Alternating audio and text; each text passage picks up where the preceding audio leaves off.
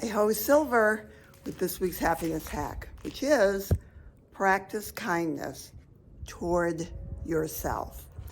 You know, we often talk about how kindness is such a conduit to happiness, and it's true, it is. There's been lots and lots of studies of that. But we don't talk enough, I think, about self-compassion. And this day and age, we need to have a lot more of that because people are suffering. You know, I did some reading on this, and this is what's inspired this happiness hack. Self-compassion is defined as kindness toward yourself, understanding, and acceptance. All the things that we freely give to our friends and some family, but we don't so freely give it to ourselves. I'll give you an example. If a friend of yours whom you dearly love forgot some piece of information that, you know, you thought maybe she should have, would you get mad at her because she forgot it? And yet, how often do you beat yourself up because you couldn't remember some piece of information? You know, kindness can best be exemplified by how we treat people in our lives that we don't want to lose. And yet, we can often be pretty mean to ourselves, don't you think? Self-talk is really an important part of this. And so, you know, talking to yourself in a loving way. I always say, talk to yourself the way you would the 6-year-old version of you, with love and kindness and just compassion, and watch how much differently you view the world.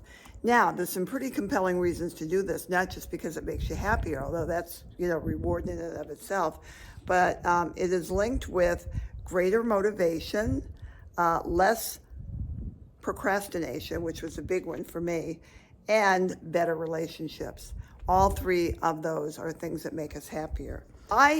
When I got my kids when they were 12 and 15 from foster care. And I remember that I wanted to be a good example to them. And one day I was beating myself up for something. I can't remember what, but I remember thinking to myself, if you talk to your children the way you're talking to yourself, you would be arrested for child abuse. Think about that a minute. Are you talking to yourself in a way that's abusive? And why are you doing that? I have this list called 12 Steps to Being Happier. And if you'd like me to send you a copy, just email me and I'll be glad to do it.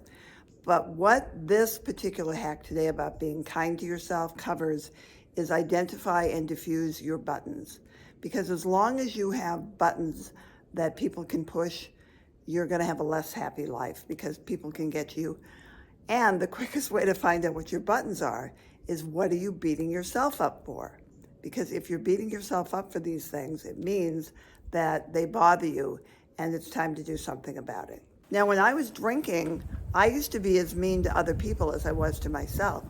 I would say the things to them that today I would never say, but that's because of my own self-hatred. One of the things I want you to look at is whether the way you talk to yourself is exhibiting some form of self-hatred and what you can do about that.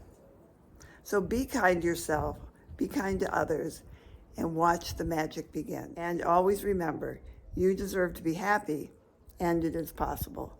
Bye for now.